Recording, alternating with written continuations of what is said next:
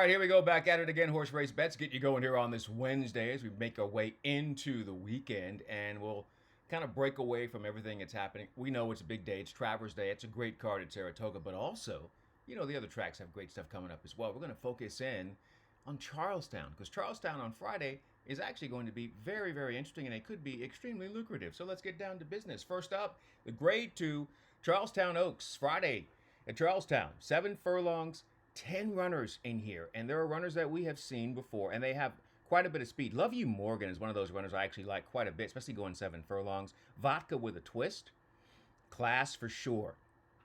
And probably going to be close up there on the front end. Probably not going to dictate, but we'll be close to the pace. Not Too Late is intriguing, a massive price that'll try to run them down. You got Indy Bay. That's going to be the one that could be really intriguing as they turn for home for Safi Joseph. In this particular situation, if you see any particular jockey names in here, you know where I'm going. Number 3 with my man Fernando de la Cruz. It is top, 12-1 on the morning line. The reason why I like this runner is the turn back in distance and the ability to rate with that early speed and enough of a kick to get through at the end.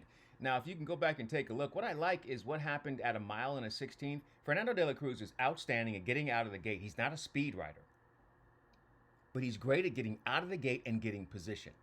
I liken jockeys to shooting guards, right, in basketball. Here's what I mean.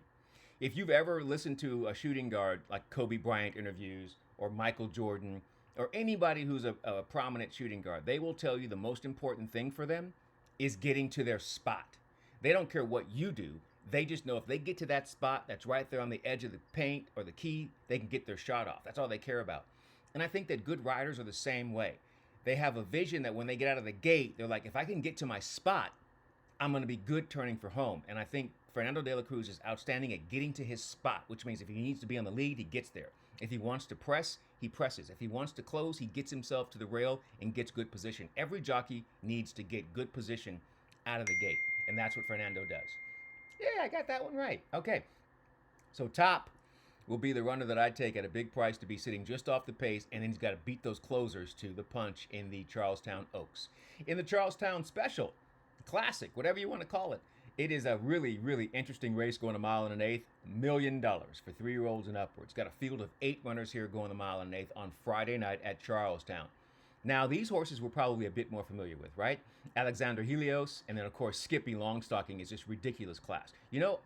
Trademark. I really, really wanted to go with Trademark with Fernando de la Cruz. But my issue with Trademark is I'm not really sure what it is that he wants to do. He hasn't really run well since he won the Clark a couple of years ago at Churchill Downs, and that was a really tough, surprising performance. So I don't see him with a pace advantage. I don't think he's a better closer than the rest of them. He's just there, and I don't know what he's going to do. But I think he's going to have some say when they turn for home, just not the final say.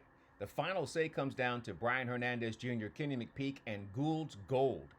I want a closer. I want a horse that can get position, not be too far off, but has a nice kick. Now, Skippy Longstocking is going to be tough to beat. But if we are going to beat him, we're going to get great value on Gould's Gold at 12-1. I like the speed figures, right, hovering there in the 90s. Just a little bit of an improvement puts Gould's Gold right where we want them to be. And Brian Hernandez Jr. is one of those riders.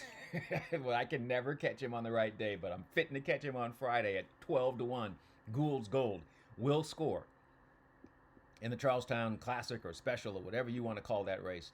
I think it's going to be very, very live for us. All right. Then we get into the business of our play of the day. So the Wednesday play of the day is supposed to be at Saratoga, but, somebody spit on the track, so now they've taken everything off the turf course and moved it to the dirt. They got to get it together. But the one thing I've learned is that I don't concern myself with any of that stuff anymore. It happened. I see it. I just move on to something else.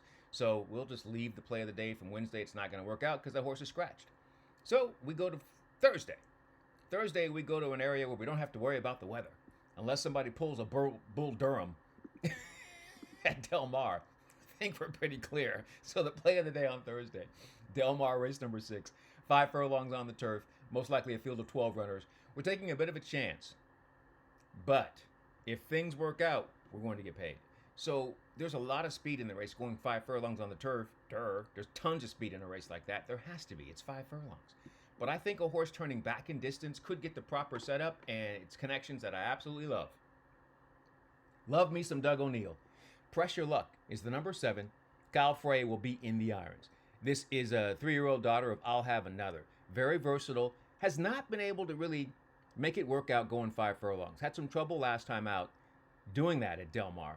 And they had trouble. So I think it was the blinkers that was the problem.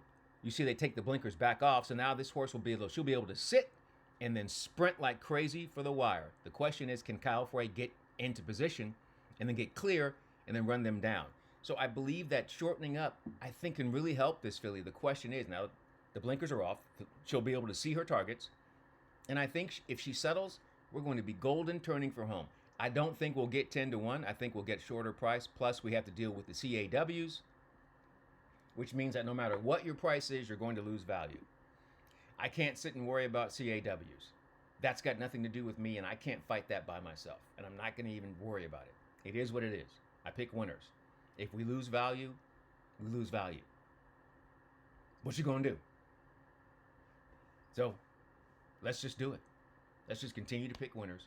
And hopefully our prices will come through. A lot of our price horses have been running second and third, like, ah!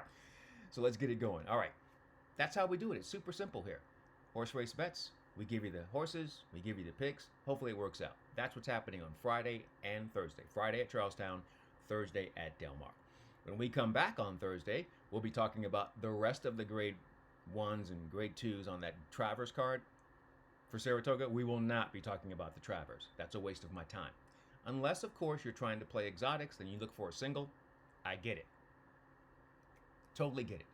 I don't know if Sovereignty is a single in that situation, but I get it if you want to do that. We'll talk more about that next time. In the meantime, in between time, and until next time, I'm Ken Rudulph. We'll see you here on Horse Race Bets. Good luck and enjoy whatever you are into.